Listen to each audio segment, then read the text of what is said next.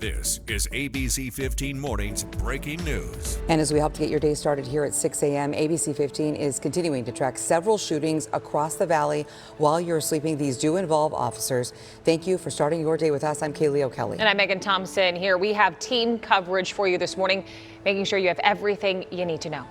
In just minutes, we're going to check in with our Adam Mincer. He is live in the East Valley in Mesa. But first, our Nick Saletti is in Glendale right now. Nick, you have been talking with neighbors about what happened overnight.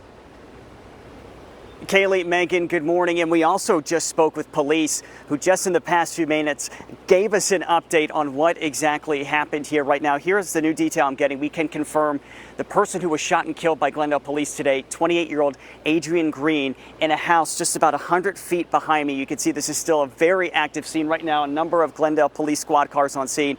We're back here behind the tape to keep a safe distance away. But police tell us they got to the scene at around 1 o'clock this morning for calls of some kind of a disturbance inside that home.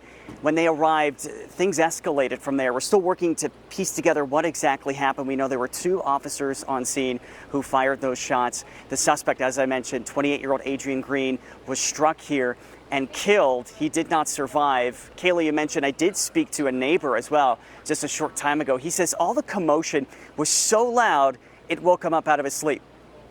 It's like some shots, or it sounded like somebody was banging at my front door. So I got up it was like 1 o'clock and looked out the window, and all I saw is a bunch of police officers driving down the road here.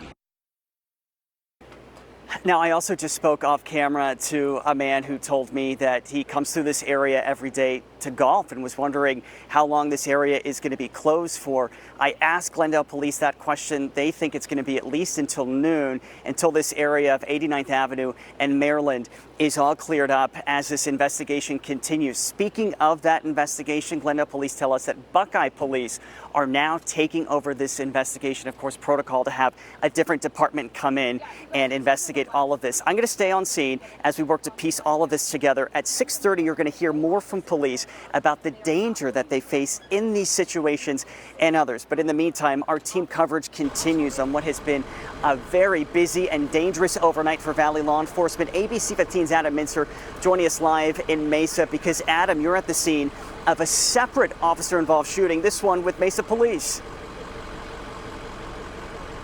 Good morning, Nick. Yeah, we're about 30 miles away at Mesa Drive and Southern. Another officer-involved shooting that happened here around the same time that one happened over in the West Valley around midnight, 12:30, is when police got the call of a family fight that happened at one of these homes you see behind me. You can see police still here, still investigating, trying to understand exactly what happened. So they got this family fight call at around midnight.